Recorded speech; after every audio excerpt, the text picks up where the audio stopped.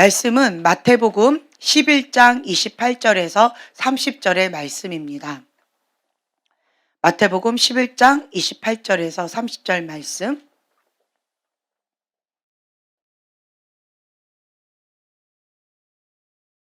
예.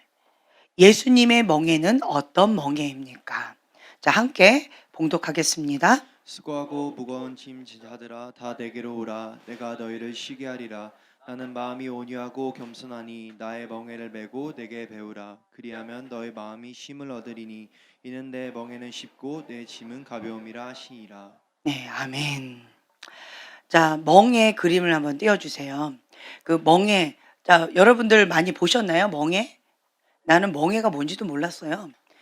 수고하고 무거운 짐진 자들아 다 내게로 오라. 그래서 나 하나님 나 너무 무거워요. 나 힘들어요. 나 주님한테 가서 쉴래요.라고 했는데 나의 멍에를 메고 내게 배우라. 또 멍에가 또 뭐야? 그러면서 처음에 이 말씀을 어릴 때 접할 때는 멍에가 뭐 이렇게 등에 짊어지고 가는 그러한 짐덩어리라고 생각을 했어요. 그래서 예수님이 주시는 그 십자가를 짊어지고 가라고 하는 뜻인가 보다라고 했는데 이 멍에라고 하는 것이 이게 보시면 저렇게 생겼어요. 자, 그다음 그림을 보면은요. 이스라엘에서는 이제 관습이 있는데 서로 밭을 경작할 때 어미소와 새끼소를 같은 멍에에 메어서 일을 하게 해요. 자, 보세요. 자, 어미소와 아기소가 같이 멍에를 맸어요. 그리고 짐을 끌고 갑니다. 일을 합니다. 그러면 주로 힘을 누가 쓸까요? 예, 방향을 누가 틀까요?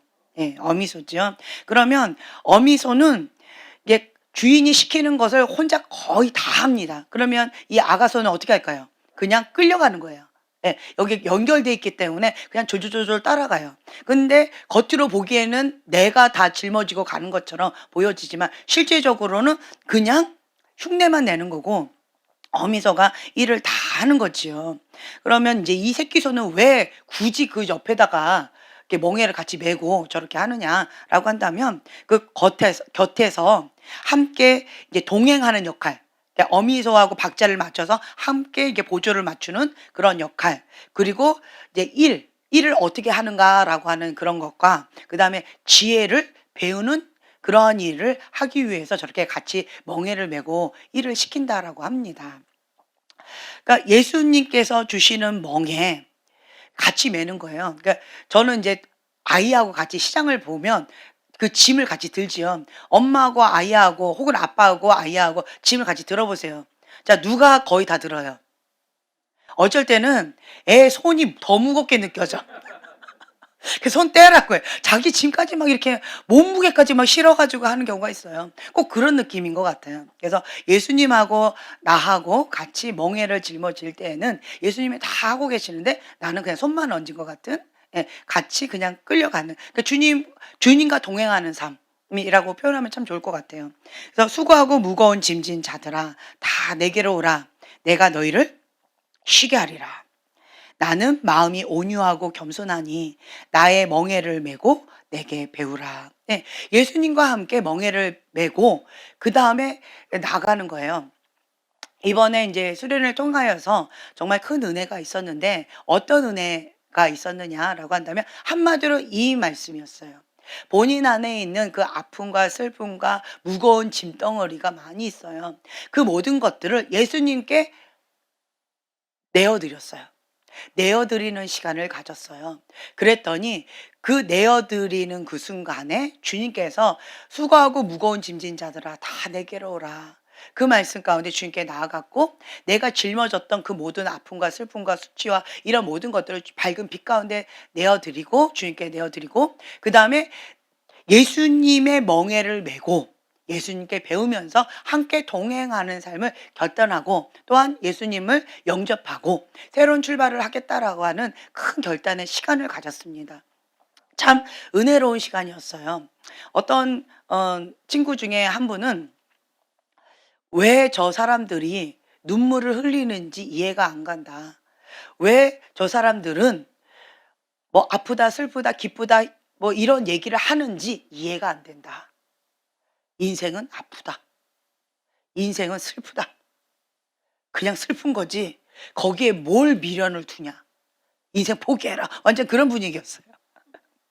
그래서 그랬던 어떤 친구가 있었는데 그 친구가 마지막 날 밤에 눈물을 막 흘리는 거예요. 예. 그래서 제가 한마디 했죠. "야, 너도 운다." 그러니까 처음으로 그렇게 눈물을 흘리면서 주님 앞에 나가는 시간을 가졌던 것 같아요. 정말 은혜가 컸습니다. 그러니까 매일 밤 부흥이었어요, 매일 밤. 그러니까 첫날부터. 첫날에 참 큰 은혜를 주셨는데 친구들이 뭐라고 그랬냐면 "내일 집에 가야 될 것 같아요, 분위기가." 에너지 다 쏟았대요. 그래서 꼭 오늘날이 오늘 첫날이었는데 마지막 날 밤같이 뜨거웠다라는 거죠. "너무나도 감사했다."라고 하고 그다음 날 밤에도 그다음 날에도 정말 큰 은혜를 주셔서 하나님께서 잊지 못할 그러한 기점이 되게 해 달라고 기도했었는데 그러한 시간이 되지 않았나 라는 마음이 들어서 참 감사했어요. 그게 뭐였냐. 수고하고 무거운 짐진 것들을 주님 앞에 다 내어 드리는 그런 시간을 가졌다라고 하는 거죠. 그게 말처럼 쉬울까요? 말처럼 쉽지가 않아요. 그렇죠? 예. 말처럼 쉽지가 않은데 그 음 자 이렇게 보면은요. '내가 누구인가? 나는 누구인가?'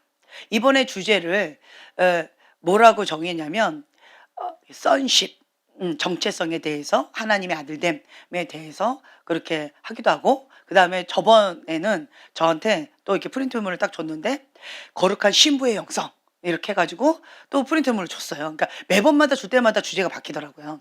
왜냐? 제가 주제를 안 줬거든요.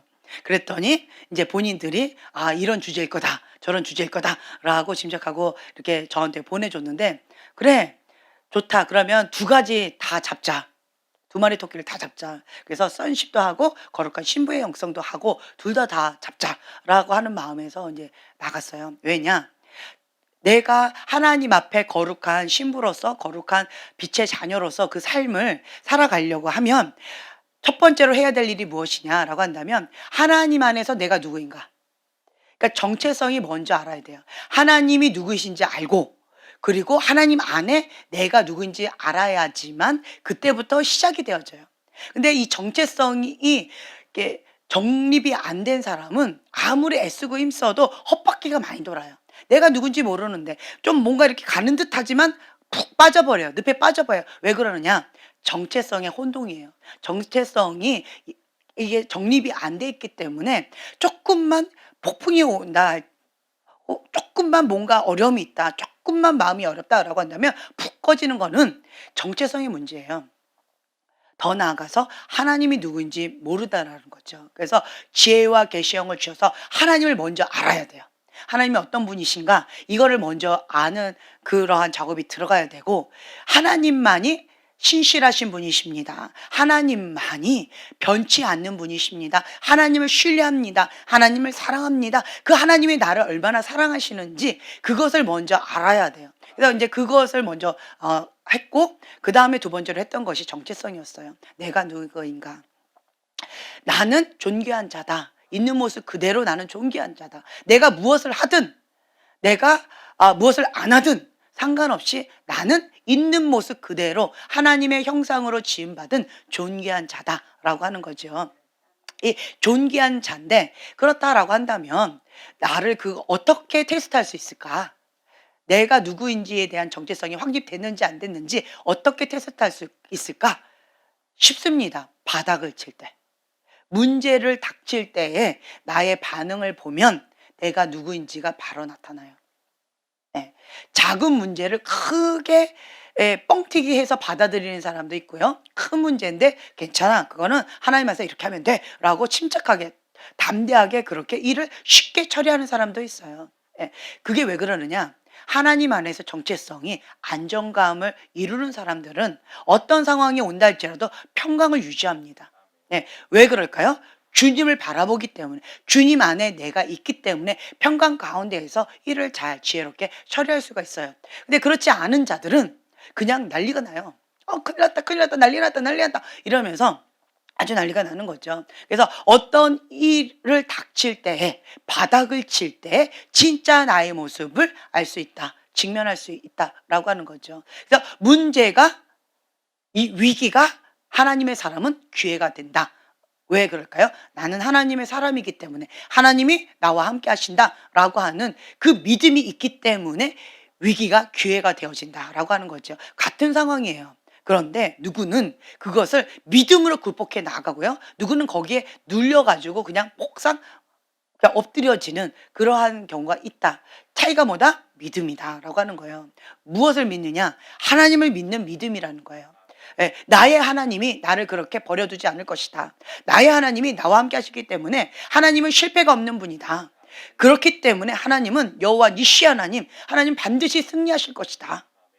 그렇기 때문에 이것을 하나님께 전폭적으로 내어드리면 수고하고 무거운 짐진 자들아 다 내게로 오라 말씀하셨기 때문에 나는 수고하고 무거운 짐을 지고 있기 때문에 내 힘으로는 그것을 감당할 수 없기 때문에 그렇기 때문에 주님 앞에 달려가는 거예요. 백문일답 예수 그리스도.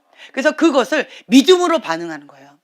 그러면 그 내 반응에 따라서 경험이 또 쌓게 되어져요. 예, 그 경험을 통하여서 신실하신 하나님을 한 번 더 맛보게 되어져요. 맛보게 되어져요.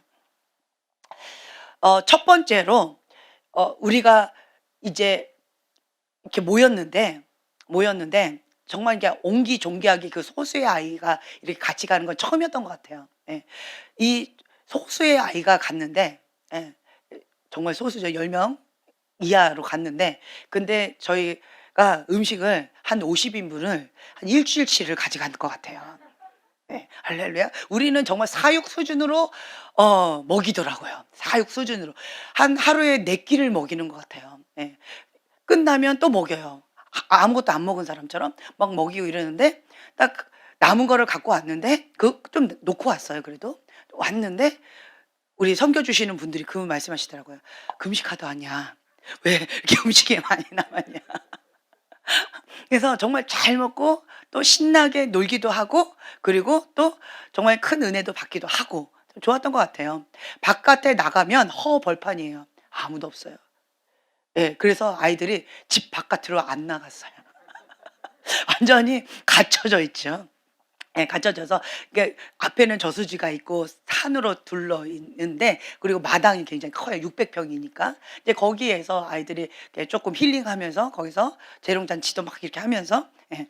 이제 그런 시간들도 갖고 이렇게 했는데 참 가다 놓고 집중 훈련을 시키니까 참 재밌더라고요. 너희들 은혜 안 받으면 잠을 안 재우겠다. 너희들 은혜 안 받으면은 하산을 안 시키겠다. 막 이런 분위기를 아주 잡았는데 정말 재미있게 잘 놀았던 것 같아요. 예. 어린 아이들은 어린 아이들끼리 뭉쳐서 같이 놀고 또 큰 아이들은 큰 아이들끼리 또 뭉쳐서 같이 이렇게 놀고 하니까 이렇게 마음이 서로 잘 맞는 것 같아요. 그래서 참 이렇게 보는 것만도 은혜롭더라고요.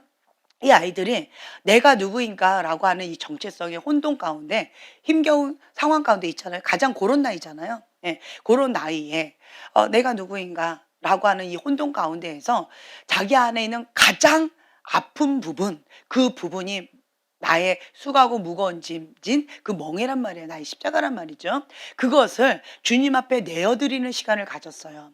다른 말로요. 우리가 치유 축사할 때 딱 한 가지만 요청을 해요. 그게 뭐냐? 내 안에 있는 가장 크다고 생각하는 우선순위로 1, 2, 3 수치를 알려달라. 이걸 먼저 해요. 그러면 그 수치 1, 2, 3 그것을 내어 놓아요. 그럼 이제 성령님께서 깊이 터치해 주셔서 그 안에 있는 경관지를 그냥 박살을 내버립니다. 근데 어떤 분들은 수치는 수치인데 한 10순위, 20순위인 것을 내놓는 분이 계셔요. 근데 그런 분들은 별로 이게 터치가 없어요. 왜 그러느냐? 사단이 아지트로 딱 자리 잡고 있는 그런 견관진이 어디냐? 내 안에 있는 수치예요.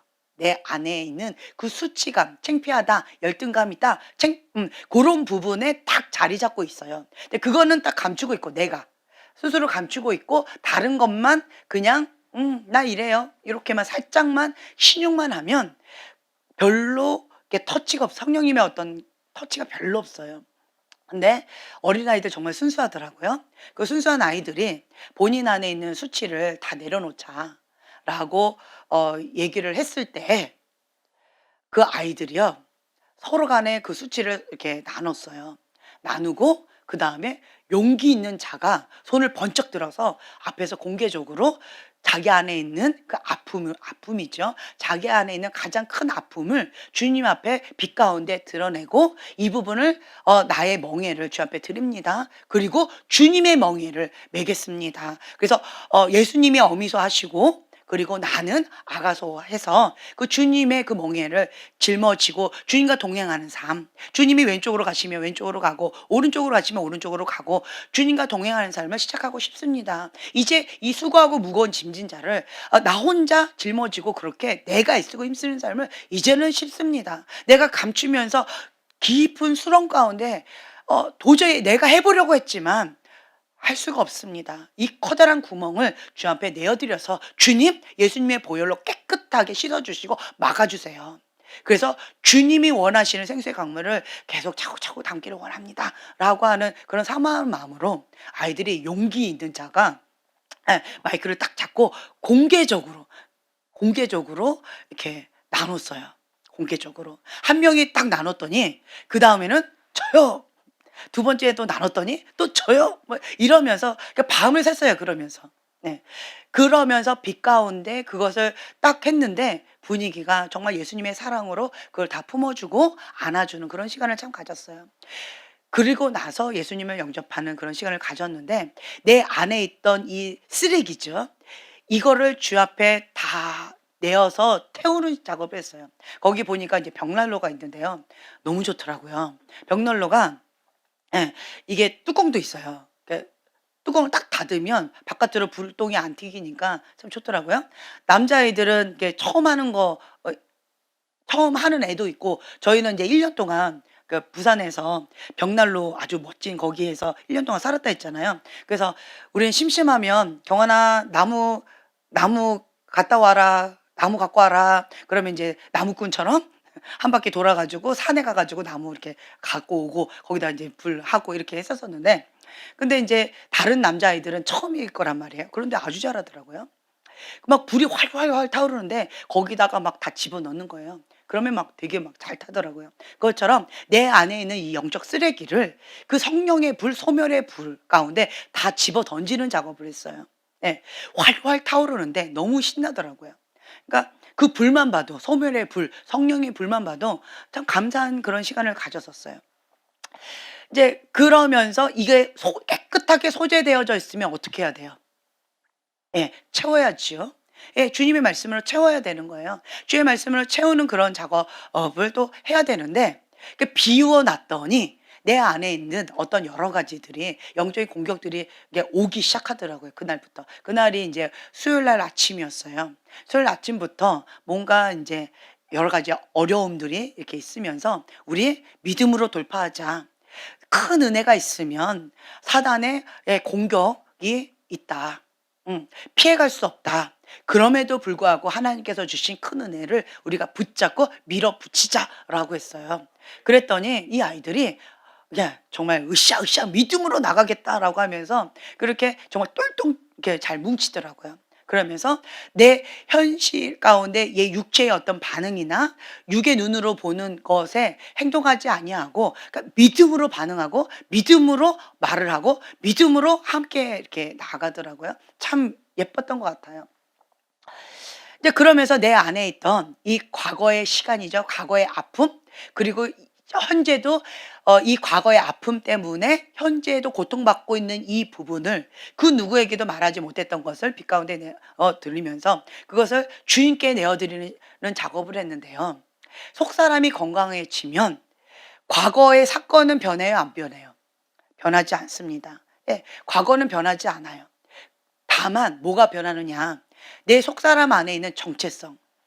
내게 능력 주신 자 안에서 나는 무엇이든지 할 수 있는 자다. 하나님이 나의 아빠다. 하나님은 예수님의 피값으로 나를 사셨다. 그렇기 때문에 나는 피값자리다. 예수님의 피값자리다. 나는 하나님의 형상으로 지음받은 존귀한 자다.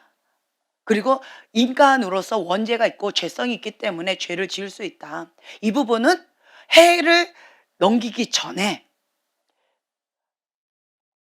분을 낼 수는 있지만 죄를 짓지 말자. 그래서 반드시 무엇을 하자? 회개를 하자. 그래서 어떤 부분에 있어서 죄성으로 있어서 인간의 본능에 있어서 죄를 질 수 있고 넘어질 수는 있지만 그 해를 넘기지 않고 보통 이제 6시를 얘기하겠죠. 그러니까 6시 전까지 빨리 회개하자. 그리고 입술로나 행동으로 범죄하지 말자. 이 안에는 영적 전쟁이 치열할 수 있겠죠. 예, 그럼에도 불구하고 입술로 범죄하지 말고 행동으로 범죄하지 말고, 그리고 이 부분을 하나님 앞에 가져가서 소설 기도를 하든 회개 기도를 하든 주님 앞에 해결받자. 이제 이렇게 나갔었거든요. 근데 그거를 아이들이 잘 나름대로 지켜주더라고요. 그래서 여러분들한테도 이걸 좀 도전드리고 싶어요. 그러니까 좋은 습관이에요. 하나님 안에서 좋은 습관을 가지면 신앙생활하는 것이 좀 더 수월해요. 어떤 사람은 같이 맨날 교회 다녀요. 그렇죠? 그냥 맨날 같이 뭐 종교 생활을 해요. 그럼에도 불구하고 어떤 사람은 정말 재미있게 신앙생활을 하는 사람이 있고요. 어떤 사람은 나 홀로 세상 짐을 다 짊어진 것처럼 그렇게 신앙생활을 하는 사람들이 있어요. 그 차이가 뭐냐라고 한다면, 예수님이 어미소의 역할을 하시고 나는 아가소의 역할을 한다라고 하는 이 원리를 적용하는 자, 누리는 자는 행복을 누려요. 예. 내 짐, 내 멍에, 내 안에 있는 수치, 내 안에 있는 사단에게 빌밀 잡히는 이런 것들 더 이상 감추려고 막 변명하고 자기 정당하고 합리화하고 이거를 막 썩히는 거죠. 감추면 감출수록 햇빛을 가리면 가릴수록 이 썩은 게 어떻게 돼요? 더 부패해요. 더 썩게 되어진다라고 하는 거죠.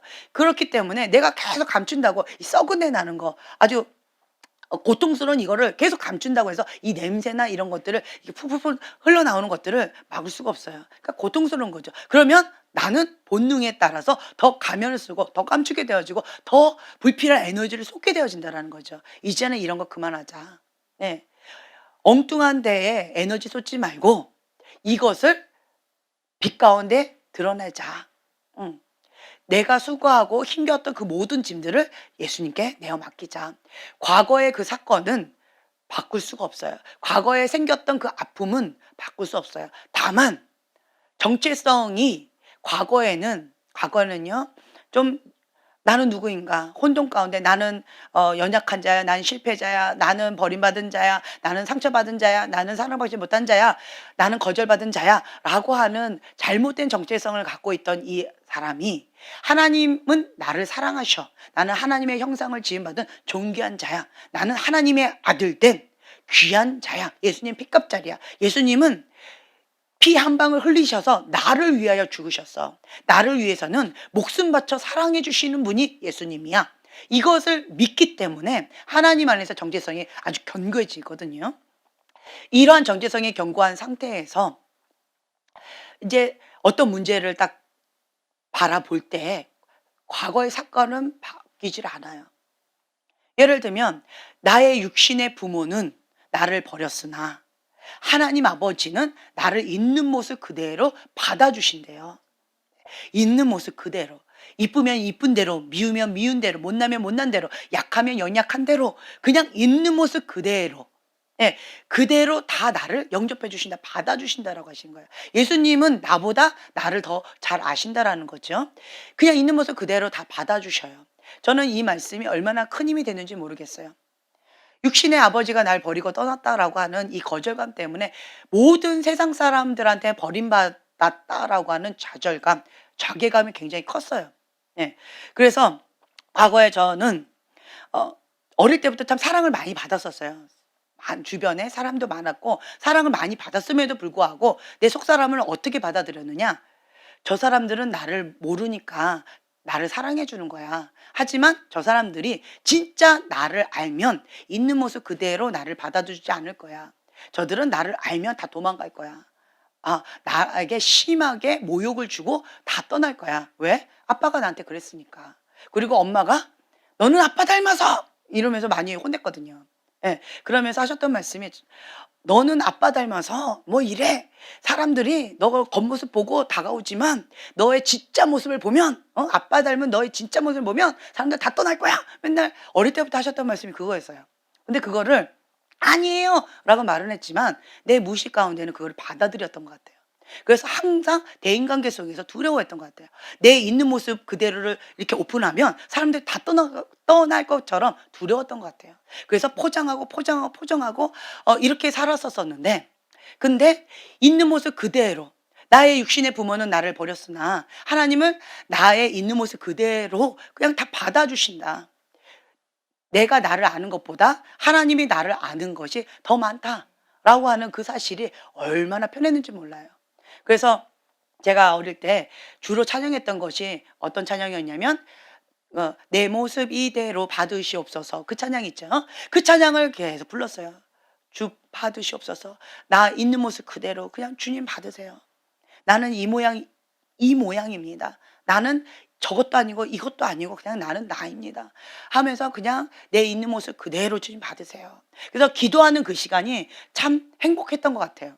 왜냐하면 포장할 필요도 없고 가식할 필요도 없고 어떤 걸 할 필요도 없는 거예요. 그러면서 그냥 있는 모습 그대로 그 가면을 다 벗어 던지는 거죠. 예. 그러면서 어린아이 같이 그렇게 주님 앞에 나아가는 그 기도의 시간이 참 행복했고 그 시간 가운데 주님을 깊이 만났던 것 같아요. 그래서 아이들과 함께 그걸 초청을 했죠.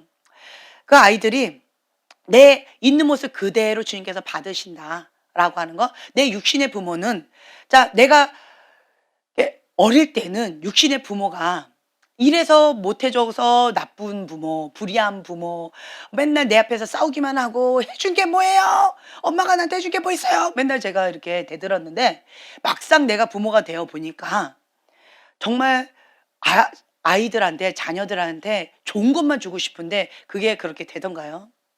그게 잘 안 되더라고요. 예. 아이들한테 좋은 것만 주고 싶지만 그게 안 되더라고요. 예. 그러니까 내 부모도 그렇고 나도 그렇고 인간은 연약하다, 불완전하다. 이 모습을 그냥 받아들이자. 인간의 이런 연약한 모습을 받아들이자. 내가 왜 못 받아들였느냐 봤더니 이 중심 동기에 봤더니 내 부모를 용서를 못 했더라고요. 어떻게 부모가 돼서 나한테 이렇게 할 수가 있어? 라고 하는 분노, 용서하지 못함, 그 마음이 있더라고요. 그러니까 나는 부모하고 달라. 난 이렇게 잘해줄 거야. 라고 하는 자기 의로 자녀들을 뭔가 해주려고 했지만 결과적으로 보니까 그게 안 되더라고요. 나도 똑같이 불의한 부모로서, 권위자로서 그렇게 아이들한테 상처도 원치 않지만 상처도 주기도 하고 사랑도 주기도 하고 여러 가지 모습이 있더라고요. 그래서 부모들은 자녀들을 바라볼 때 죄인 같은 그런 마음으로 그렇게 나가게 되어져요. 참, 이 과거의 이 사건은 똑같아요. 부모는 나를 버렸어. 그 사건은 변하지 않아요. 하지만 내가 하나님 안에서 딱 서게 되어지니까 사건은 같은 사건인데 해석이 달라져요. 그리고 그 사건을 대하는 내 반응이 달라져요. 반응이 달라져요. 과거에 저희 어머니가 완벽주의 기질이 있으셨어요. 그리고 굉장히 비판적이고 정죄하는 것이 완벽주의 기질이다 보니까 그게 좀 강하셨어요. 그래서 흠이 있거나 점이 있거나 조금이라도 더러우면 다 버려버렸어요. 예. 그리고 남이 쓰던 물건 다 갖다 버려버렸어요. 결벽증이 있으니까. 뭔 병균이 있을까 봐. 근데 이렇게 살았었어요. 그래서 그것이 내 안에 무식 가운데 있었던 것 같아요. 근데 결혼하고 나서 하나님께서 이 부분을 치유해 주시는데 참 쉽지가 않았던 것 같아요. 남이 쓰던 물건 저한테 이렇게 줄 때 거기에 어떤 병균이 있을지 알고 그걸 어떻게 받아. 이러한 두려운 마음이 있는데 이제 신혼 살림 이렇게 할 때 길을 이렇게 지나가는데 길거리에 누가 버리는 거예요. 재활용할 수 있는 깨끗한 물건이긴 하겠지만 멀쩡한 것도 많이 버리더라고요. 근데 길을 걸어가는데 누가 이렇게 버린 건데 우리 부부가 이렇게 결혼 초창기에 걸어가는데 저는 그거를 바라봤을 때 뭐라고 볼까요? 예, 쓰레기다. 이렇게 바라보고 쓰레기다. 이렇게 지나가는데 이분은 저걸 보더니 오, 좋은 물건이다. 이러는 거예요. 순간 제가 너무 놀랐어요. 아니 어떻게 쓰레기를 좋은 물건이라 하냐고. 누가 썼는지 어떤 병균이 있는지 그걸 어떻게 알고 그거를 욕심내냐고. 쓰레기라고.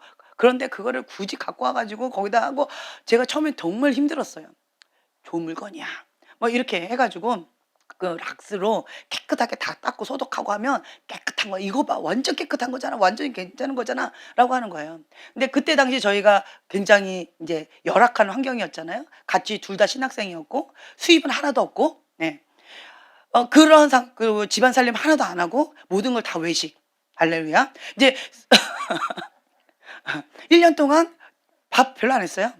학교 가서 다 사 먹었어요. 그랬더니 식비만 한 1년에 한 1,000만 원? 예. 할렐루야. 뭐 그렇게 살았으니까. 예. 뭐 그렇게 살았기 때문에 예, 먹을 거는 사도 그 물건을 살 돈은 없었어요. 이게 그렇게 살았기 때문에 돈이 수입이 하나도 없는 거죠. 그리고 이제 제가 이제 과외 조금 이렇게 하고 이거밖에 없었으니까 이게 좀 쉽지가 않았어요. 그러다가 제가 안 돼라고 했는데 저도 이제는 어떻게 되느냐? 지나가다가 뭐가 애기 물건 있죠. 애기 장난감 있어. 오! 좋은 물건이다! 하고 락스에다가 막 쌈듯이 막 이렇게 해가지고 쓰는 내 모습을 보면서 제가 충격을 받았어요. 내가 과거에는 줘도 갖다 버리는데 흠이 있고 점이 있는 것은 거들떠 보지도 않았는데 쓰레기를 내가 갖다가 이렇게 락스에다 이렇게 해가지고는 그것도 내 첫 아이한테 이렇게 한다라는 것은 기적이었던 것 같아요. 예. 그래서 환경 가운데에서 그러니까 열악하니까 그렇게 하지 않으면 내가 이렇게 할 수가 없는 상황이었으니까 그냥 그렇게 했는데 근데 지금 이게 돌이켜 보면 그러한 열악한 환경 가운데에서 내 안에 있는 이 결벽증을 주님께서 치유해 주시는 그런 것 같아요. 환경이나 이 과거의 어떤 사건 이런 것은 변하지 않았어요. 근데 이 사건을 대하는 나의 반응, 태도는 이 속사람이 치유가 되어지면서 그리고 자유케 되어지면서 좀 변화되어지더라고요. 과거에 나의 부모가 날 버렸다라고 하는 그 사건은 변하지 않았어요. 내 부모가 부모 노릇을 못 해줬다라고 하는 건 변하지 않았어요. 근데 지금 현재 나는 그 부분 가운데 반응하는 태도가 달라졌어요. 어떻게 되어졌느냐? 나는 이 영역 가운데 아프다. 그러니까 현실을 받아들이는 거예요. 내 부모는 나를 버렸다. 그 현실을 나는 받아들이는 거예요. 받아들여요. 받아들이고 그 다음에 반응이 어떠냐라고 한다면 그렇기 때문에 부모한테 버림받은 자들에 대한 국률의 마음이 클까요, 작을까요? 네, 커요. 누구보다도 커요. 학대하는 부모 그리고 부모에게 버림받은 아이들에 대한 마음이 굉장히 커요. 커지더라고요. 그래서 치유받은 치유자가 되자. 내가 그들의 영적인 부모가 되자라고 하는 이게 반응이 달라졌어요. 예, 반응이 달라졌고 이제는 이 아픔을 통하여서 사단이 나를 밀가부르듯이 까부르지 못한다. 그러니까 사단이 계속 정죄하는 거야. 넌 부모한테도 버림받았잖아. 근데 저 사람도 너를 버릴 거야. 저 사람도 너를 알면 버릴 거야. 저 사람도 너를 학대할 거야. 함부로 할 거야. 너를 모르니까 저렇게 할 거야. 라고 사단은 얼마나 참소했는지 몰라요. 하지만 이제는 내가 그 사건을 대할 때에 반응이 달라졌어요. 사단아, 예수님 떠나가라. 하나님은 나를 있는 모습 그대로 받으셨다.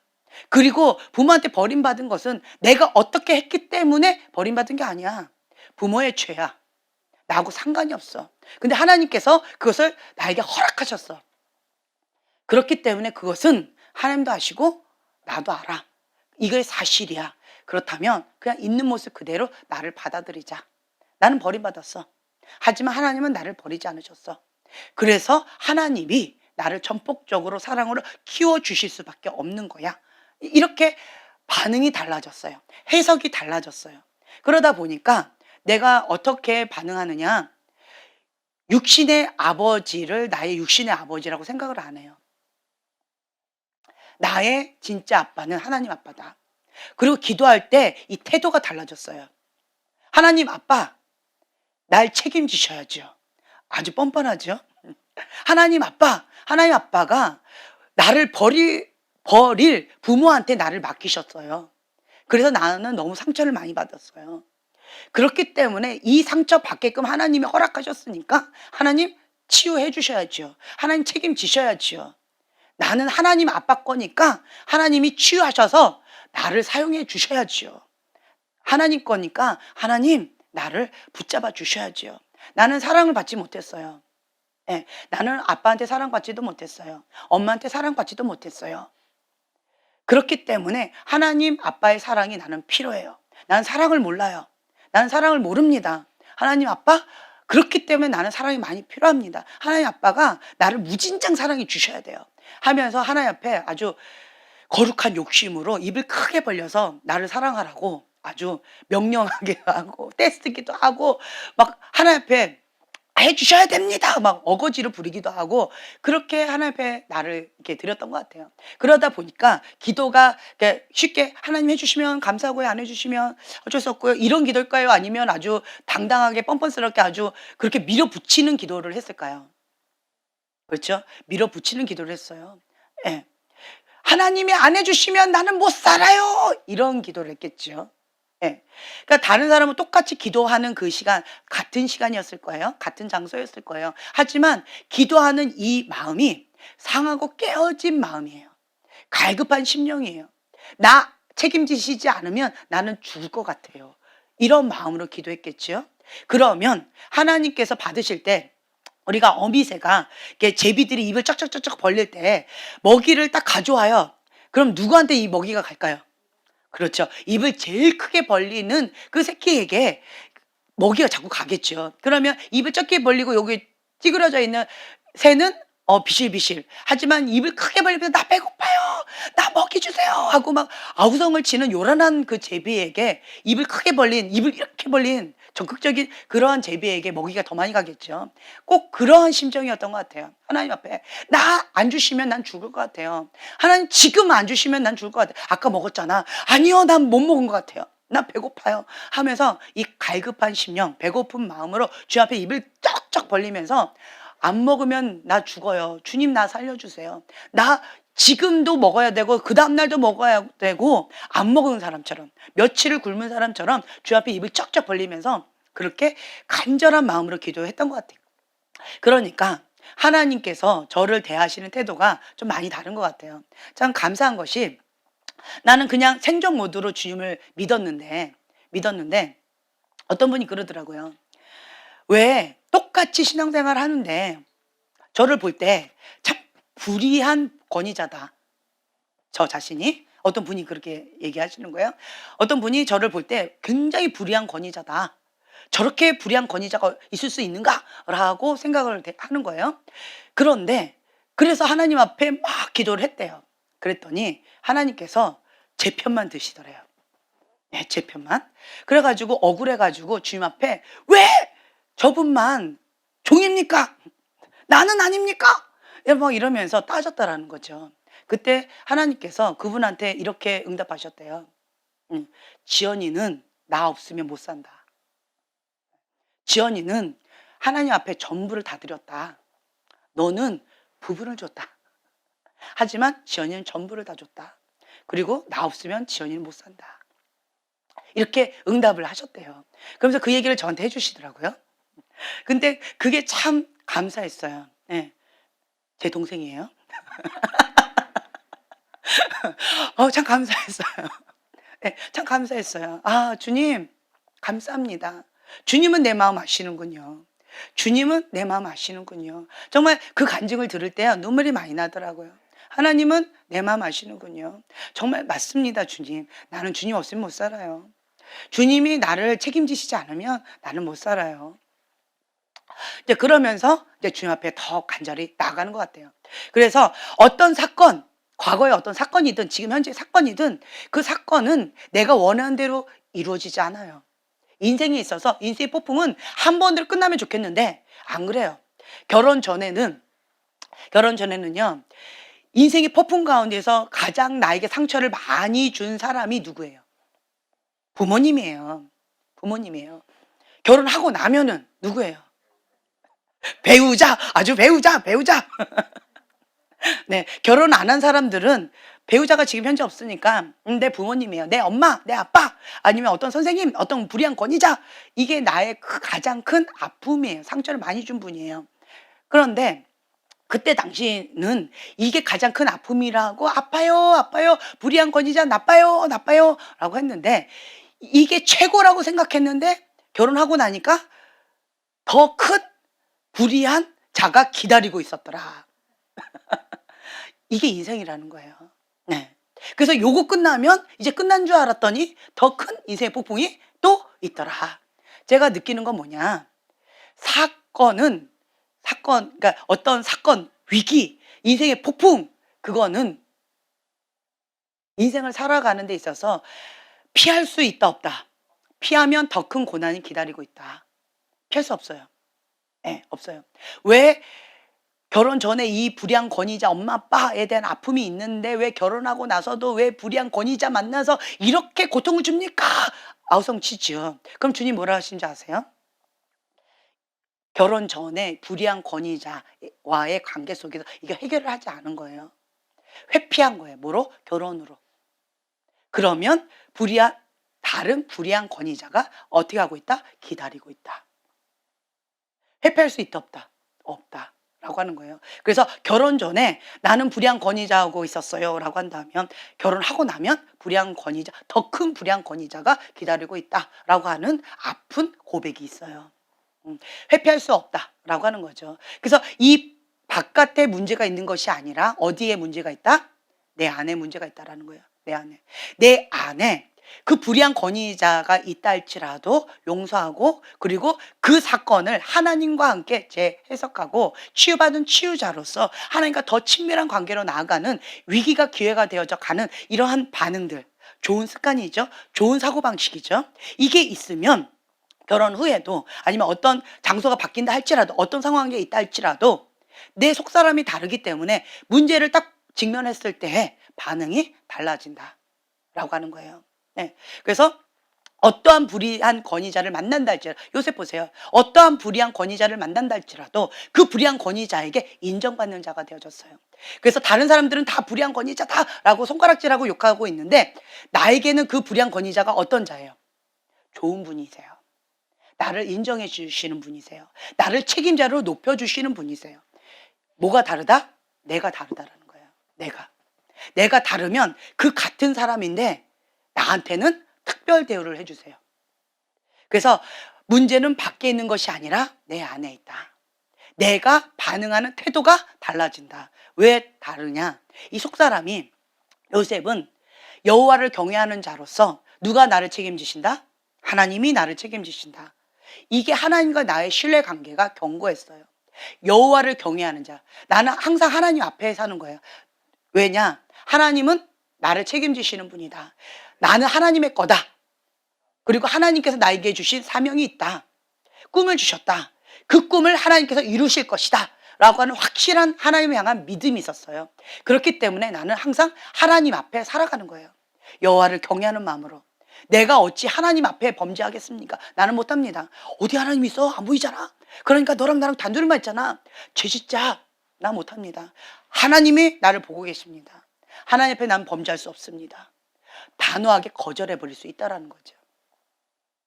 그래서 어떠한 상황 가운데 있다 할지라도 여호와를 경외하는 자, 하나님 안에서 이 정체성이 분명한 자는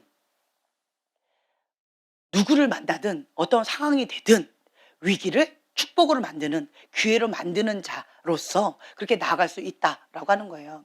그래서 내 속사람이 하나님 안에서 견고한 자는요, 위기를 닥칠 때마다 어떤 마음이 들까요? 위기가 기회다. 인생의 폭풍이 온다라고 했을 때 하나님의 사람은 그 인생의 폭풍을 뭐로 보느냐라고 한다면 인생의 폭풍이다. 그러면 이 인생의 폭풍 가운데에서 하나님께서 나를 통해 하실 것이 있을 것이다 라고 하는 기대하는 마음이 있어요. 다른 말로 인생의 폭풍을 하나님께서 허락하신 이유는 딱 한 가지예요. 뭐다? 내 안에 있는 불순물들, 하나님으로부터 오지 않은 것들을 다 제거해 버리기 위해서 인생의 폭풍을 허락하시는 거예요. 그렇기 때문에 하나님의 사람은 생각이 달라요. 같은 문제예요. 같은 상황이에요. 그때 하나님께서 내 안에 있는 이 불순물들 다 제거하시겠구나. 나는 하나님에서 더 견고하게 믿음으로 반응해야 되겠구나. 버텨야 되겠구나. 말씀의 반석, 그 레드우드처럼 이 믿음의 반석, 말씀을 꽉 붙잡고 뿌리로 견고하게 꽉 붙잡고 버텨야 되겠구나. 어떤 상황 가운데서도 요동하지 않고 끝까지 버티고 있어야 되겠구나. 이렇게 생각한다라는 거죠. 근데 이 속사람이 약한 사람들은 어떻게 생각하느냐? 내가 뭔가 좀 해보려고 했더니 인생의 폭풍이 왔네. 우와, 뭔가 해보려고 하면 계속 힘드네. 어렵네. 뭔가 해보려고 해봤자 아무 소용이 없네. 이렇게 원망하고 탁탁하고 불평하게 되어진다라고 하는 거예요. 저희가 이번에도 참 느꼈던 게 뭐냐. 수련회를 통해서 부흥의 불씨를 받아왔어요. 딱 받아오자마자 뭐가 터졌어요? 그러면 참 힘겨운 시간을 보냈어요. 근데 이번에도 정말 수련회 기간 동안에 정말 큰 은혜가 있었어요. 근데 또 비슷하게 또 터졌어요. 제가 그것을 반복적으로 이 두 번, 횟수로 두 번 있다, 연속해서 있다라고 하는 거는 우연의 일치라고 전 받아들이지 않습니다.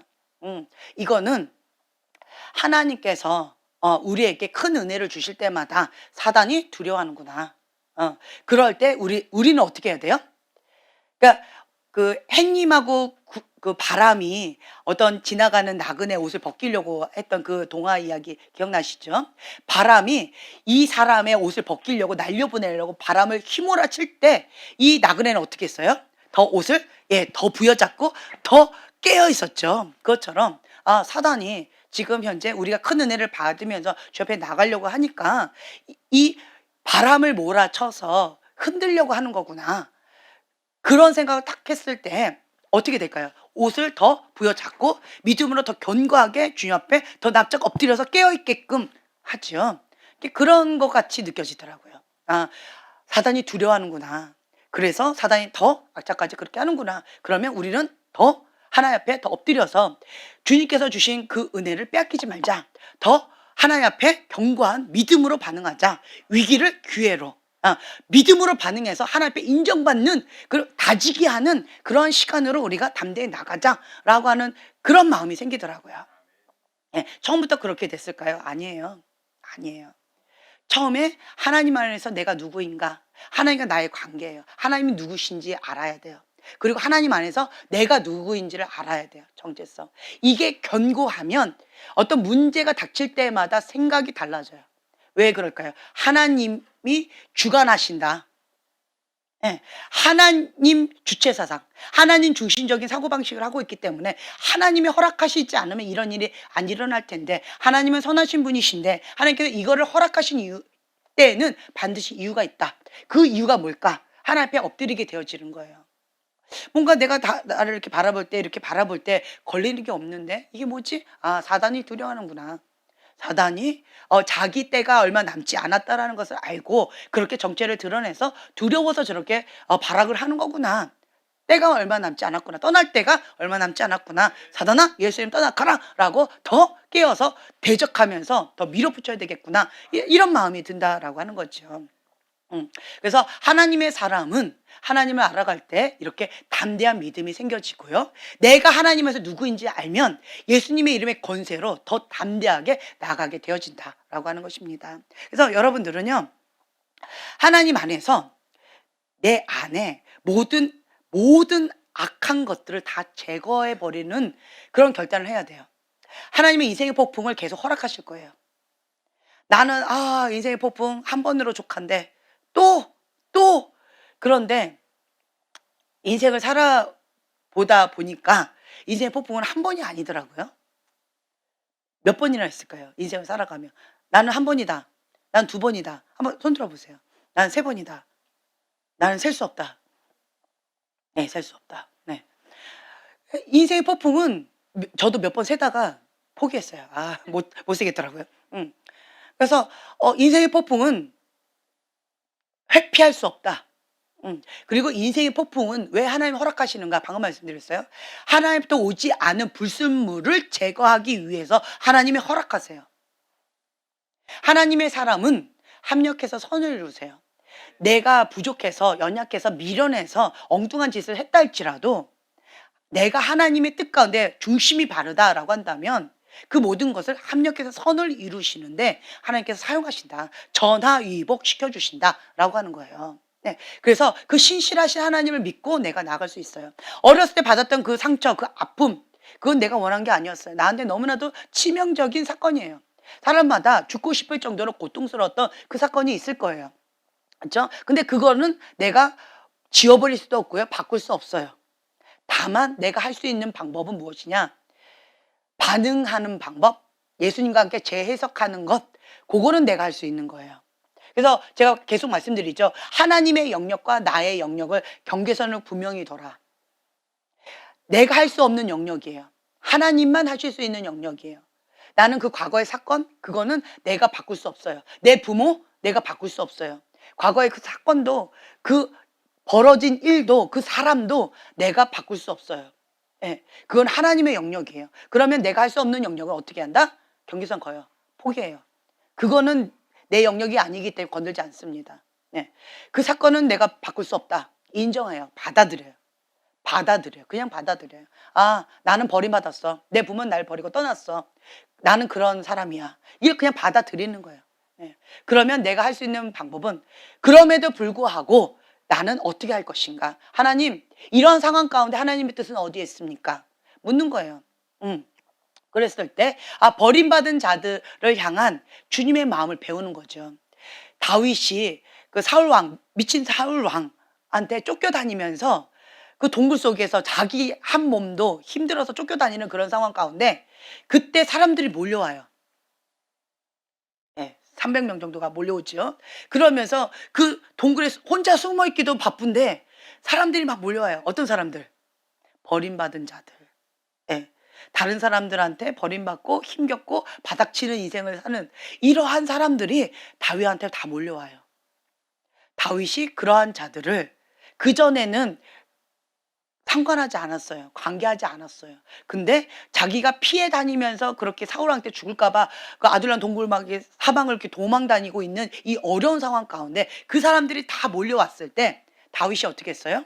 받아들였어요. 그들을 품어 안았어요. 왜 품어 안을 수 있을까요? 자기가 바닥을 쳐봤거든요. 자기가 버림받아봤거든요. 자기가 그렇게 소외당해봤거든요. 자기가 그렇게 비참하게 밟혀봤거든요. 그렇기 때문에 그들의 마음을 헤아리는 이 아버지의 마음을 배운 거예요. 품을 수 있는 마음이 이렇게 넓어진 거예요. 우리가 보통 왕 하면 다윗 왕을 얘기해요. 왜 그럴까요? 다윗 왕은 이 민심을 헤아렸어요. 왜요? 궁궐 속에서만 살았던 왕은요, 민심이 어떤지 몰라요. 그러니까 펜만 돌리고 있어요. 그러면 어떤지를 잘 몰라요. 근데 바닥을 같이 뒹굴어요. 바닥 가운데서 같이 그것을 함께 아픔과 고통과 희노애락과 같이 해요. 인생의 바닥을 치는 사람들과 같이 공존하면서 같이 해봐요. 그러면 그들의 마음을 헤아린다라는 거죠. 그래서 다윗은 그 민심의 마음을 알았어요. 자기가 그 상황을 겪어봤거든요. 죽고 싶지 않아가지고 미친 사람처럼 침 제제를 흘리면서 바닥을 버벅버벅 긁는 그런 지경까지 갔었잖아요. 그렇기 때문에 이 다윗은 그 아픈 사람들의 마음, 소외된 자들, 버림받은 자들, 그런 자들을 품어 안을 수 있는 아버지의 마음을 배웠어요. 제가 그 말씀을 예, 읽으면서 과거에는 와, 나 혼자도 지금 도망다니기 바쁜데 지금 이런 자기 앞가림도 못하는 상처받은 저 떡거지들을 그 300명이나 이렇게 몰려오면 다윗 진짜 힘들었겠다. 저는 그렇게 읽었었어요. 진짜 힘들었겠다. 근데 왜 그걸 받아들였지? 참 이해가 안 된다. 얼마나 상처받은 사람들이 속사람 보세요. 상처 많은 사람들 상처 많이 줘요. 말도 지질이 안 들어요.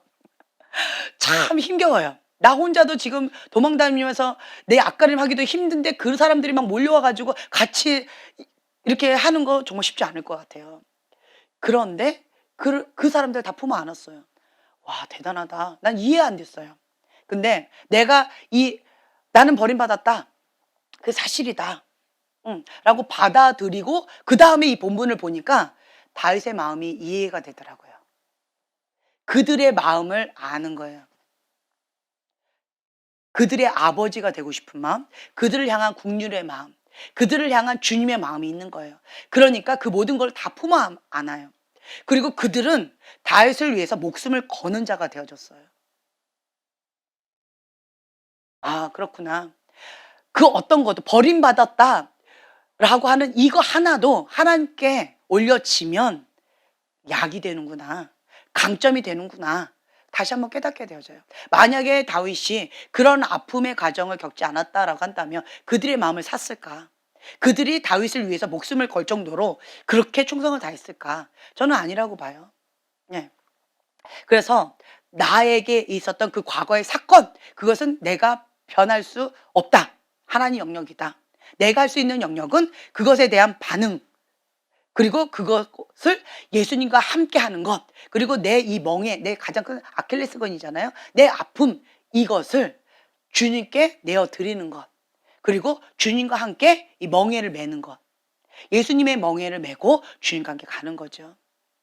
수고하고 무거운 짐 모든 걸 다 나 홀로 진 것처럼 착각하지 말고 그 모든 것들을 주님께 계속 내어드리는 거. 다른 말로 내 안에 있는 수치예요.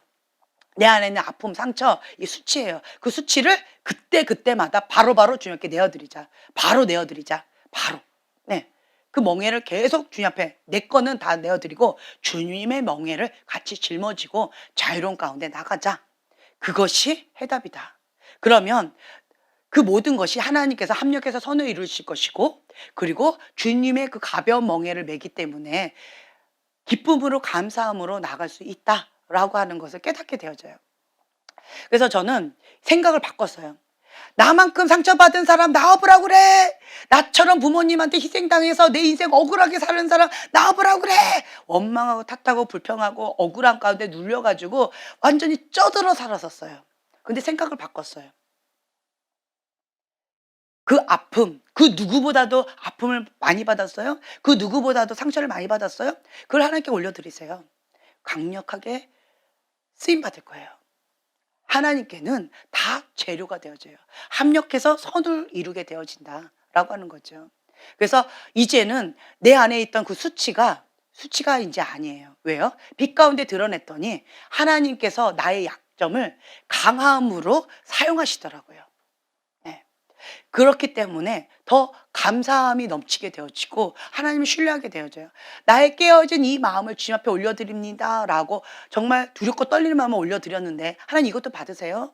이렇게 더러운 거 사람들은 손가락질 하는데 사람들은 이거 더럽더라고 막 이렇게 나를 사람 취급도 안 해주는데 이 쓰레기인데 다 썩어 문드러진 이 쓰레기마저도 하나님 받으실 수 있어요. 이게 내 모습이에요. 근데 두렵고 떨리는 마음을 주 앞에 내어드리는데 주님은 그것을 정말 기뻐 흡양해 주신다라는 거예요. 하나님께서 기뻐 받으시는 제사는 상하고 깨어진 심령이에요. 내 상하고 깨어진 심령 그거를 기뻐 흡양하신다라는 거예요. 있는 모습 그대로 나아가는 그거. 그냥 나는 아파요. 나는 기뻐요. 나는 이런 아픔이 많아요. 나는 이런 죄덩어리예요. 이 모든 것들을 주님 앞에 그냥 있는 모습 그대로 다 내어드리는 거예요. 그러할 때 주님께서 함께 하신다. 내가 나 스스로 내 죄를 해결할 수 있다 없다? 없다. 그러니까 이 썩은 죄덩어리를 계속 감추고 가면하고 할수록 더 썩어 문드러 들면서 나 자신을 혐오하게 되어져요. 그리고 이중인격적인 삶을 살아가게 돼요. 네, 삼중인격, 사중인격으로 살아갈 수밖에 없어요. 왜요? 나는 괜찮은 사람인 것처럼 포장해야지만 내가 살 수가 있고 이걸 직면하면 난 죽을 것 같이 고통스러우니까. 근데 그것을 내 이 수치를 이 멍에를 하나님 앞에 내어드릴 때 참된 자염을 누리게 된다라고 하는 거죠. 이제는 내가 뭐가 남았느냐. 예수님의 멍에를 메고 예수님과 동행하는 삶만 남은 거예요. 발걸음이 가벼울까요? 무거울까요? 기쁠까요? 슬플까요? 가벼워요. 기뻐요. 이번 수련회를 통해서 아이들이 이거를 맛보는 시간이 되지 않았을까라는 생각이 들어요. 네, 이제는 예수님과 함께 동행하는 삶 하는 거죠. 자, 뒤를 보세요. 기적입니다. 우리 멋진 청년이 있어요. 할렐루야 환영합니다. 박수 좀 쳐줬으면 좋겠어요. 저 아이가 왔어요. 스스로 왔어요. 처음이에요. 지금까지는 엄마한테 끌려왔어요. 근데 지금 주일 예배도 아닌데 스스로 왔어요. 이건 기적이에요. 네. 예수님의 멍에를 함께 짊어지겠다라고 하는 결단 가운데 이 아이는 지금 실천하고 있어요. 네. 한 걸음 한 걸음 주님께서 주신 감동을 따라서 실천하고. 진짜 오늘은 기적의 날입니다. 할렐루야. 네, 할렐루야. 네.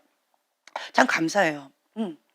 그러니까 사건이나 상황은 바꿀 수 없어요. 다만 내 반응이 달라요. 내가 하나님 앞에 예수님의 멍에를 짊어지고 그렇게 나아간다면 그러면 날마다 기적이에요. 우리 이 앞에 있는 이 형제님도 기적이에요 오늘. 네, 공지가 떴잖아요. 그러면 가장 먼저 도망갈 사람의 제 추측으로는 1위였어요.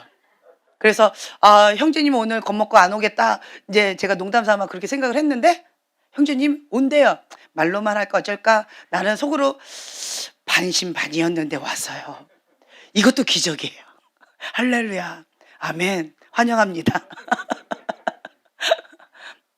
한번 말을 하면 해요. 그쵸? 네. 그러니까 저는 여러분들은 아무렇지도 않을지 모르겠지만 이 맨 앞에 있는 이 형제님도 기적이요. 맨 뒤에 있는 저 형제님도 기적이에요. 그러니까 이것이 저는 기적이라고 봐요. 음. 하나님과 동행하는 삶 가운데에서 내가 주님 앞에 믿음의 반응을 하는 것. 그리고 날마다 주님을 경험하는 것. 그 경험을 쌓으면서 내가 주님 안에서 주님의 멍에를 짊어지는 것 자체가 기쁨으로 되어지는 것. 이런 것이 다 기적이 아닐까. 그런 마음이 좀 들어요. 그 사건에 대한 우리의 반응은 변할 수 있다라고 제가 말씀드렸죠. 이런 기적을 맛보는 거는 첫 스타트가 뭐다? 내 반응이 달라졌다라는 거예요.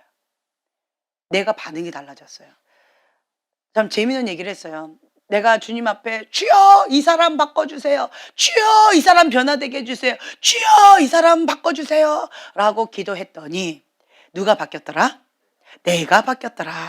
제가 이제 이런 얘기를 했어요. 그랬더니 어떤 사모님이 막 깔깔깔 웃으면서 주여 우리 시어머니 바꿔주세요. 주여 우리 시어머니 바꿔주세요. 라고 수십 년을 기도했는데 결국은 내가 바뀌었더라. 이런 간증을 누가 하시더라고요. 예. 그러니까 하나님 앞에 내가 바뀌는 것 같아요. 환경이 바뀌지 않아요. 내 배우자가 바뀌지 않아요. 내 자녀가 바뀌지 않아요. 누가 바뀌어요? 내가 바뀌어요. 내 부모님 바뀌지 않아요. 내가 바뀌어요. 내가. 내 반응이 바뀌어요. 주변 환경이 바뀌는 것이 아니라 내 반응이 바뀐다. 그것이 내 영역이에요. 내 영역.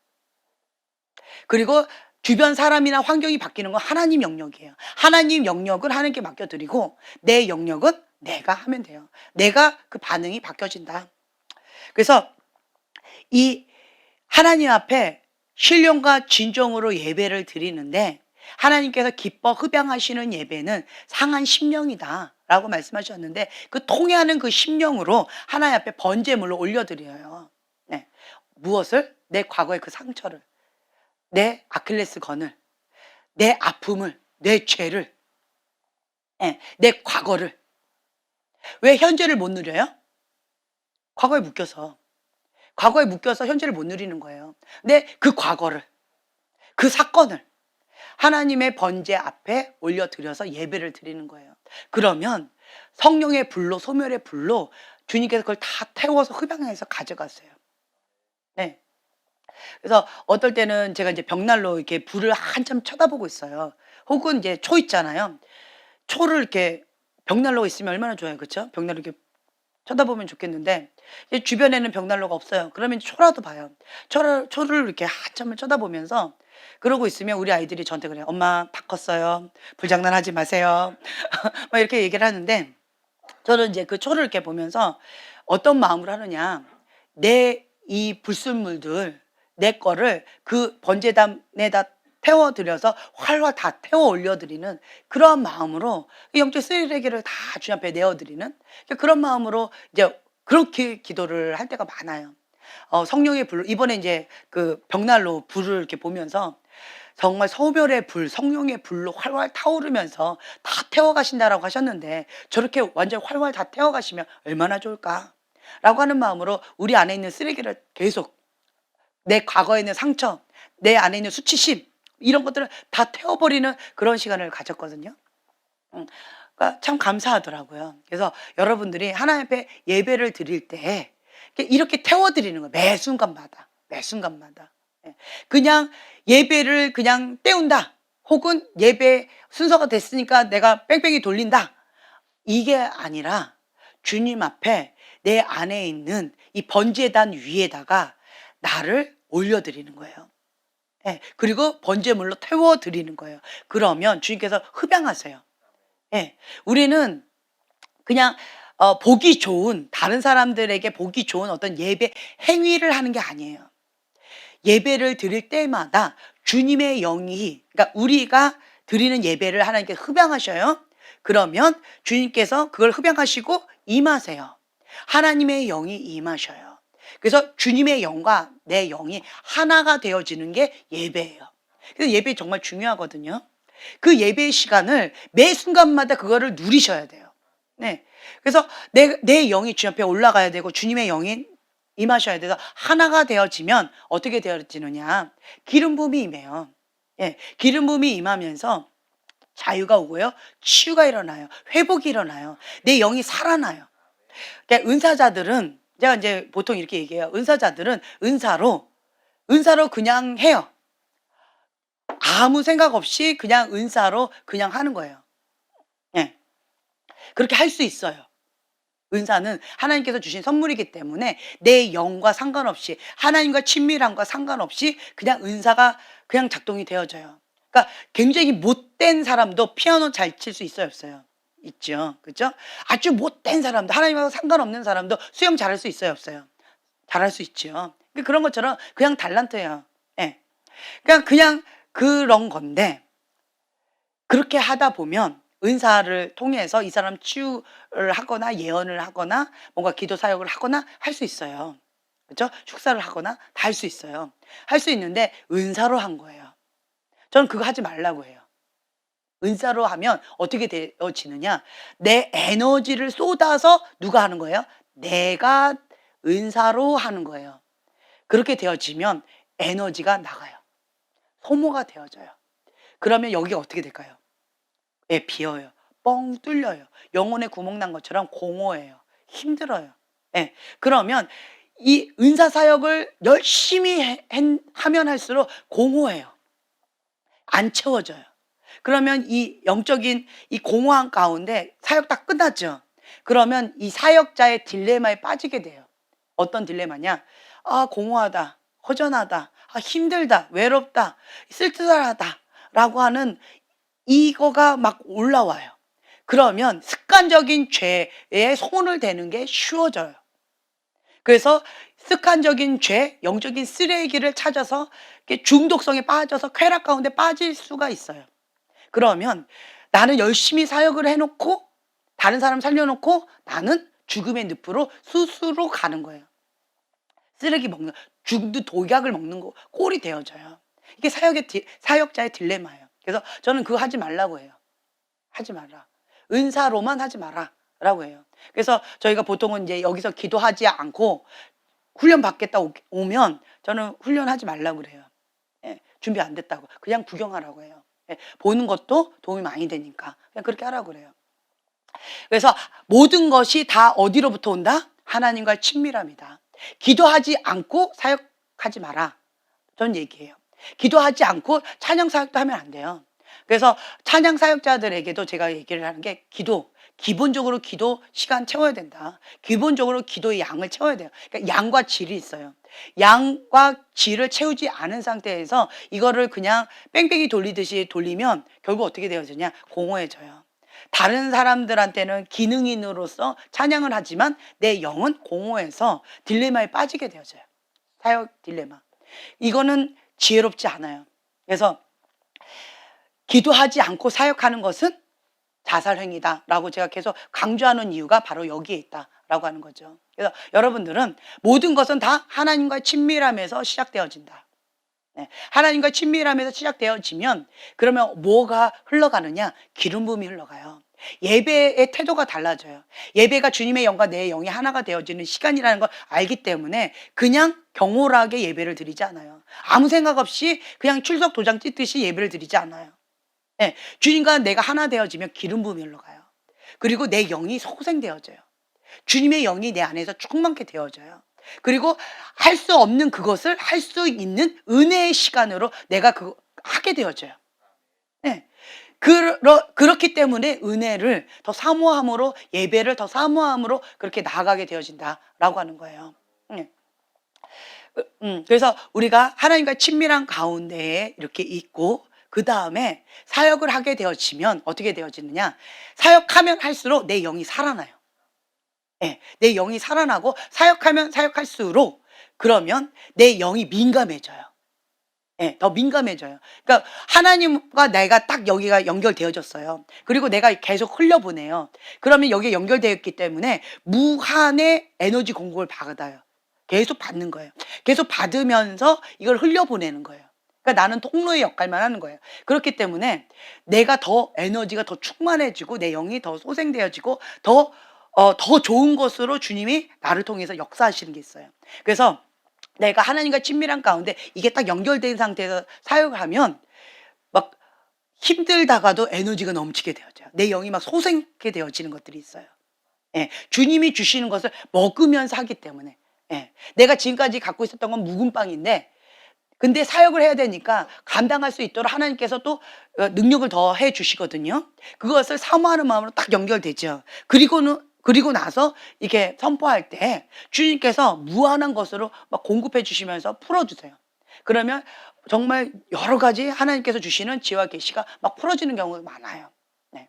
그래서 우리가 가장 중요한 것이 무엇이냐라고 한다면 하나님과 연결되어져 있는 것. 이 멍에 예수님과 함께 멍에를 져야 돼요. 이 어린 소가 나도 잘해 착각할 수 있죠. 당나귀병.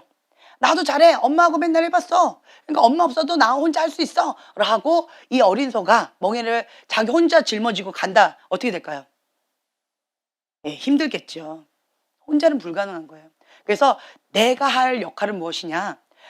예수님과 함께 멍에를 지고 예수님이 오른쪽으로 가시면 오른쪽으로, 왼쪽으로 가시면 왼쪽으로, 앞으로 가시면 앞으로, 멈추시면 멈추는 거. 이것이 성령님과 동행하는 삶이다 라고 하는 거예요. 그래서 주님과 동행하는 삶, 한 걸음 한 걸음 순종하는 것. 근데 이 어린 소는 내가 하는 건 아무것도 없어요. 근데 주님은 그냥 배워라. 내게 와서 배워라. 내게 와서 쉬어라. 이렇게 말씀하셨죠. 그러면 주님과 함께 누리는 법을 배워나가는 거예요. 네.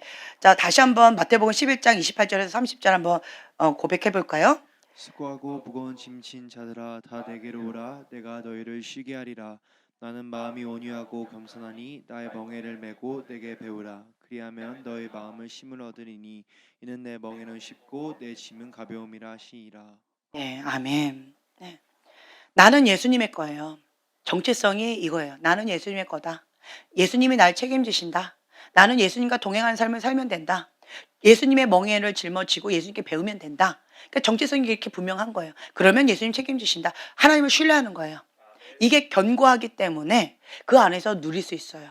쉼을 쉴 수가 있어요. 예, 하나님 책임지신다. 나는 아무것도 하는 거 없어 보여도 거기서 그냥 평안하게 누리는 거예요. 주님이 하실 것이다. 예, 주님께서 뭔가 보여주시지 않았어요. 뭔가 하라고 하지 않았어요. 그러면 안 하면 돼요. 내가 할 필요 없어요. 예, 주님이 보여주신 대로, 주님이 들려주시는 대로 그렇게 하면 돼요. 예수님도 하나님께서 보여주신 대로 했고 하나님께서 들려주시는 대로 예수님도 말씀하셨어요.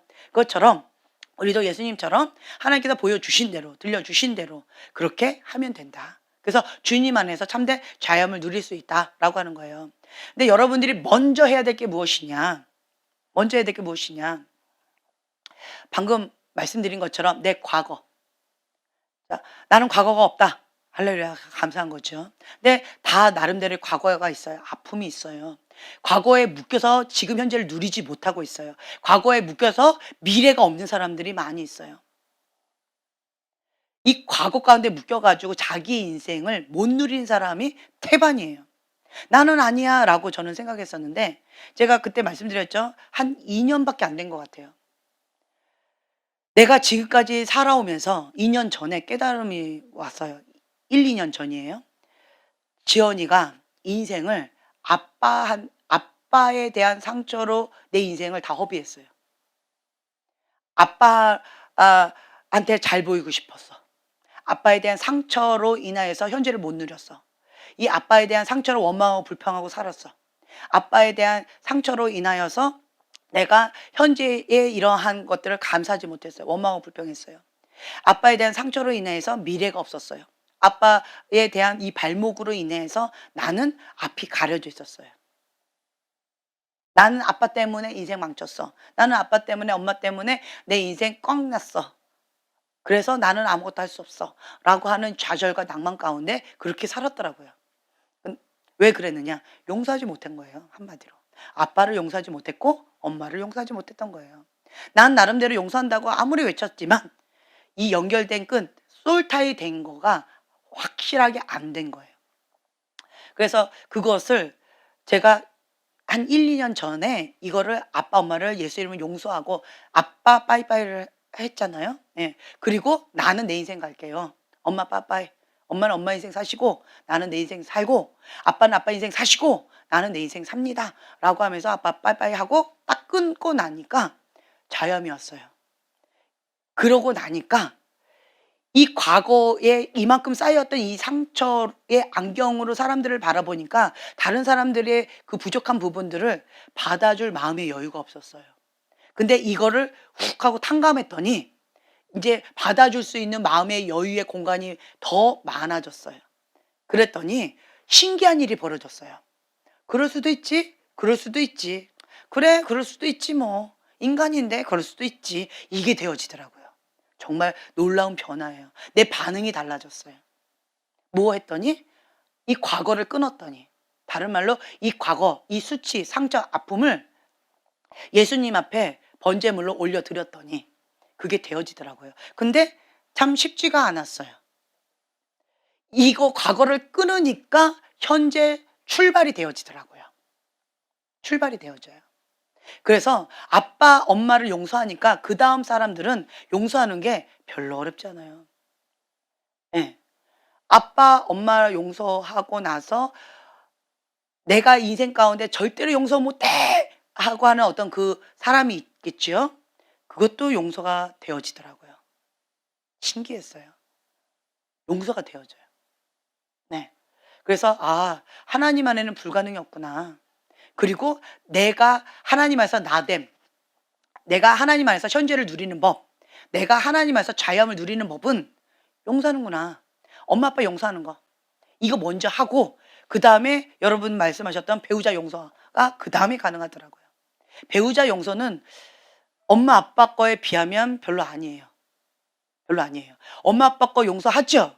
그러면 배우자 용서 그 다음 가능해요. 왜 배우자 용서 안 되는 줄 아세요? 엄마 아빠에 대한 상처를 건드려서 그래요. 아닌 것 같아요? 별개예요? 알았어요. 별개예요. 그런 사람도 있을 수 있겠죠. 어찌됐든 내가 엄마 아빠 용서하고 그 다음에 어떤 분 용서하는 거가 이게 가능케 되어지더라고요. 이거 먼저 되고 그 다음에 이거 되면 그렇게 되어지더라고요. 그러면 그때서야 하나님 안에서 나의 나됨을 누릴 수가 있어요. 현재를 누릴 수가 있어요. 하나님과 미래를 꿈꿀 수가 있어요. 예, 그렇게 되어지더라고요. 이거를 왜 이렇게 사람들이 강조하는지 저는 좀 살짝 이해가 안 됐는데, 내가 경험해 보니까 그렇게 이제 이해가 되고, 그다음 또 한 가지, 이번에 수련회 가서 정말 많은 다른 것들이 참 많이 있었는데 이거 작업했어요. 그냥 딱 보니까 정말 무한한 것들이 이렇게 할 것들이 많이 있는데 이 선제 조건이 되지 않은 상태에서는 이거를 다룰 수가 없더라고요. 안 되더라고요. 그래서 먼저 내 안에 있는 하나님 안에서 내가 누구인지, 하나님이 어떤 분이신지 이거를 신뢰하고 나를 찾고 그 다음에 내 안에 있는 수치 주님 앞에 올려드리는 작업 했더니 어제의 내가 아니에요. 이제 더 이상 나는 어제의 내가 아닌 거예요. 새로운 내가 되어져서 주님과 동행하는 삶을 살아가는 거예요. 그래서 제가 다시 한번 깨닫게 되어졌는데 진리는 정말 단순하구나. 그리고 내가 변화되는 것은 진짜 심플하구나. 근데 그걸 깨달았어요. 그래서 여러분들은 나 자신을 하나님 앞에 그냥 드리는 거예요. 내 과거 아픔 상처 포함해서 그 모든 것들을 다 포함해서 내가 좋았던 거, 즐거웠던 거, 행복했던 거, 슬펐던 거, 과거의 슬픈 상처, 아픔, 희노애락 그 모든 것들을 나 자신을 그냥 주님 앞에 올려드리는 거예요. 그리고 하나님을 사랑하는 거예요. 그리고 하나님께 맡겨드리는 거예요. 주님, 나를 있는 모습 그대로 받으시고 주님 영광 위해서 사용해 주세요. 이 아픈 상처도 주님의 영광 위해서 태워주시고 내 좋은 것도 주님 영광 위해서 사용해 주세요 하고 그냥 맡겨드리는 거예요. 그러면 주님과 함께 멍에를 맺기 때문에 주님이 알아서 하신다. 그때 하나님께서 주신 참된 평화를 누릴 수 있다. 진리가 정말 심플하더라고요. 오늘 이 말씀 붙잡고 좀 기도했으면 좋겠어요. 이 지난날의 그 과거 때문에 나는 주님을 누리지 못했습니다. 아픔 가운데 고통을 받았습니다. 그렇지만 이 모든 것들을 예수님 앞에 올려드립니다. 십자가에 못 박는 시간을 갖기를 원합니다. 내가 이 과거 때문에 묶여서 현재를 누리지 못했던 나의 미련함을 주님 용서해 주시고 치유받은 치유자로서 주님 사용해 주세요. 내 안에 있는 이런 영적인 쓰레기들 많습니다. 그래서 번제물로 태울 재료가 많습니다. 주님 그 모든 것들 다 흡양해 주시고 다 가져가 주시고 치유받은 치유자로서 주님께서 모든 것이 합력해서 선을 이룬다고 하셨는데 전화위복 시켜주셔서 하나님 영광 위하여 사용해 주세요 라고 하는 그런 마음으로 주 앞에 올려드리는 시간을 좀 가졌으면 좋겠습니다. 예수님은 내가 하나님 앞에 이 모든 것들을 내어드릴 때 나의 영혼을 회복시키시고 치유하시고 그리고 주님과 함께 새로운 피조물로서 나아갈 수 있도록 하나님께서 책임지시고 하실 것입니다. 네. 그 주님을 내가 신뢰할 때, 주님을 사랑할 때, 나를 믿고 맡길 때 하나님께서 책임져 주실 거예요. 너는 부분을 맡겼니? 그렇기 때문에 내가 부분을 대할 수밖에 없단다. 너는 나에게 전부를 맡겼니? 너가 나에게 전부를 맡겼기 때문에 내가 전부를 너를 책임질 수밖에 없단다. 주님께서 이렇게 말씀하실 거예요. 그래서 오늘 하나님 앞에 내 모든 것들을 올려드리는 그런 시간을 가졌으면 좋겠습니다. 우리가 주여 3번 부르짖고 기도하겠습니다.